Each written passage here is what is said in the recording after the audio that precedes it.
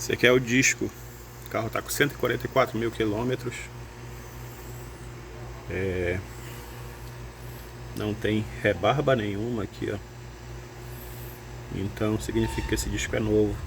Geralmente quando ele já está gasto, ele fica com uma rebarba de um lado e do outro aqui nas pontas. Ele tá liso a face dele. E ele tá pegando bem homogeneamente em toda a face do disco. Aí no caso vai ser preciso trocar só a partilha que já tá fina. Já tá fina, né? E o barulho de suspensão aqui do March, né?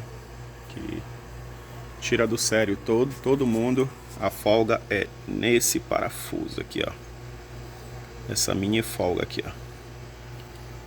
Tanto no de cima como no de baixo. O que acontece? Tem gente que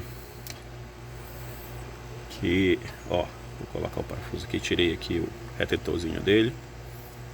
Ó a folga. Pra cima e pra baixo. O que acontece? Quando passa numa avenida de lajota, de paralelepípedo, né? Ele vibra essa folga aqui dentro com o disco aqui, aí ele fica batendo aqui, parece uma escola de samba. Aí a pessoa pensa que é suspensão, que é a bucha da bandeja, que é o terminal de direção, e acaba sendo apenas a troca desse parafuso aqui, ó.